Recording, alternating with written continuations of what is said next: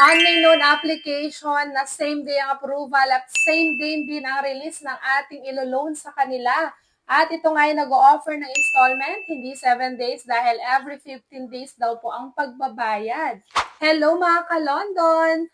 Loan dito, loan doon. Panibagong araw, panibagong online loan application na naman ang ating pag-uusapan at re-reviewin. Tara, samahan niyo akong alamin kung ito na ba ang magiging solusyon sa pera problema natin. At kung bago ka lang sa channel na ito, huwag mo kalimutang mag-subscribe at i-click ang notification bell para lagi kang updated sa mga susunod pa nating mga videos. Eto na nga, bagong online loan application na hindi 7 days, kundi every 15 days ang pagbabayad. And nakita ko nga din dito na ito nga din daw ay mabilis mag-approve same day at mabilis nga din ma-release ang amount na ilo-loan natin sa kanila. Ang kagandahan nga din dito sa online loan application na i-review natin ngayong araw, ito ay available na sa Google Play Store at available din sa App Store. Kaya naman, para sa ating lahat itong online loan application na i-review natin ngayong araw. At syempre, lagi tayo naghahanap everyday ng online loan application na makatutulong sa atin sa oras ng pangailangan. Kaya naman, mas mainam bago tayo nagtatry na mag-loan, bago tayo mag-download ng mga OLA, is nanonood muna tayo ng ganitong klase ng review para at least malaman na natin lahat kung magkano ibinibigay ng credit limit, magkano ang interest at mga service fee niyan at syempre yung loan term bago tayo mag-try, at least sure tayo dyan.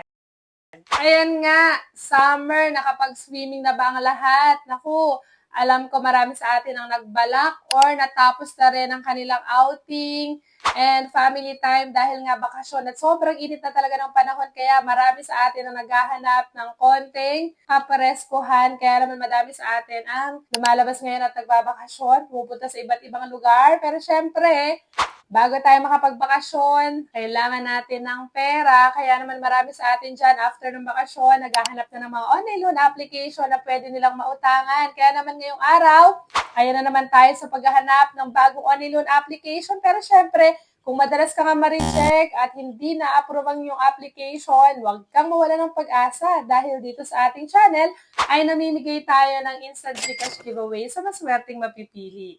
Ano nga lang bang dapat mong gawin? I-like lang ating video. Huwag kalimutang mag-comment sa comment section para sa chance ang manalo ng instant cash. Naku, marami na sa atin ang naka-receive ng biglaan na lang na Gcash dahil nga nanalo sila sa ating pa-Gcash giveaway. Kaya huwag kang mawala ng pag-asa. I-like na ating video at mag-comment ka na agad sa comment section. And ayan, balik na nga tayo dito sa online loan application na i-review natin ngayong araw na nag-o-offer ng installment at hindi 7 days. At ito yung walang iba kundi si Cashify Fast and Safe Cash. At ito yung dating si Cashola. So tignan natin kung mas maganda na ba ang ino-offer nito. Ito ngayon ay kasalukuyang may 4.7 na ratings. Mataas yan, pero syempre, lagi ko sinasabi sa inyo, hindi yan assurance para masabi natin na legit ang isang online loan application. Ang maganda natin gawin, panoorin ang video na to hanggang dulo para makasiguro muna tayo bago tayo mag-download at mag-apply. Dahil ito nga, sabi ko nga, available sa Google Play Store at sa App Store. And ayan, dahil nga ito yung mga nakita natin sa kanyang ads is napa-download agad ako dyan at napa-try para syempre ma-share ko nga sa inyo. So nakalagay dito, approval in minutes, quick steps, smooth process, get cash when you need it. So pag kailangan nga daw natin ng cash, etong si Cashify ang ating kasangga. So pero syempre, wala pang assurance dyan. Ituloy na natin itong ating review. And ito nga din daw ay fast cash, no delays, download the Cashola app and apply for a same-day loan. So ito nga ay dating si Cashola pero ngayon siya na si Cashify. And ito pa yung gusto natin sa kanya, simple and convenient. No guarantor, no collateral, just one valid ID. So isang valid ID lang din ang kailangan natin dito kay Cashify para tayo ay makapag-apply. So later, check natin kung ano bang mga valid ID ang pwede dito para at least mai-prepare natin agad. And then nga, pag tayo mangungutang dito kay Cashify, so dito meron silang privacy policy. So dapat tayo mag-agree dyan, mag-okay dyan, kasi pag hindi naman tayo makakapag-continue sa next step. And after niya, nakalagay na nga dito na welcome to Cashify. And syempre, para tayo makapag-login dito or makapag-register, kailangan natin ilagay ang ating active phone number para makapag-send sila sa atin na verification code at makapag-continue na nga tayo sa next step. And i-click lang natin dyan yung let's go. Makikita na agad natin yung 25,000 pesos na loan amount daw dito kay Cashify. And then meron daw siyang 91 to 180 days na loan term. And dito na agad tayo sa ating application, sa basic information. So nakalagay dito, tatanungin ka ng purpose of your loan, kung para saan pipili ka lang dyan. And then education level, kung ano natapos mo, number of credit cards, kung wala, 0 lang po ilalagay natin dyan.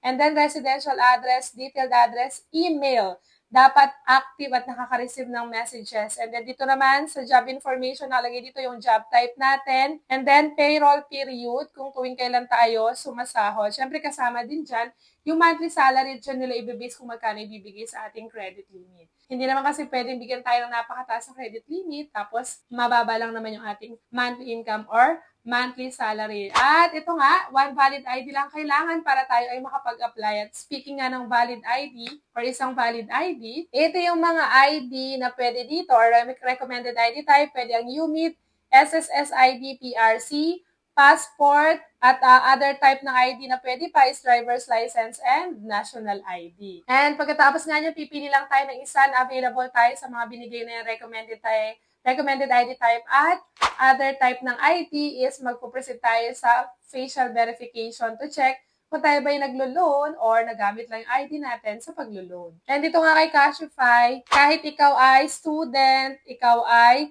unemployed, housewife, is pwede kang makapag-apply. Ito pa yung pwede, self-employed, government employee, staff or factory worker, contract employee, manager, or napakarami, pipili ka lang dito. Ang importante nga dito, isang valid ID lang talaga. Sa emergency contact naman, konti lang hinihingi dito ni Cashify, 2 lang. So, pakaisipin pa rin natin mabuti kung sino ilalagay natin. Mas mainam pa rin talaga na alam ng mga nilagay nating contact reference na nilagay natin sila sa ating emergency contact ng ating paglo-loan para at least kung may tumawag man sa kanila or mag-message ay hindi na magulat na may magbe-message sa kanila or tatawag. At ayan nga, ganyan lang kabilis yung application dito kay Cashify na dating si Cashola. So after nyan is dito na tayo nakalagay is credit limit is being calculated. And syempre dito na tayo agad sa pinaka-exciting part ng ating review. Dito natin malalaman kung magkano bang ibibigay sa ating credit limit nitong si Cashify. Sana medyo mataas.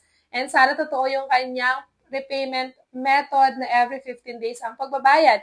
At dito nga makikita nyo, loan amount is 1,000 pesos. Medyo mababa yan. Pero ang good news lang dito is meron siyang 7 terms, 5 terms, at 3 terms. Siyempre, tayo mas gusto natin yung mas mahabang loan term, kaya i-check natin agad dyan yung 7 terms. And ito na nga yung kanyang loan details sa 7 terms, dun sa 1,000 pesos na ibinigay sa ating credit limit.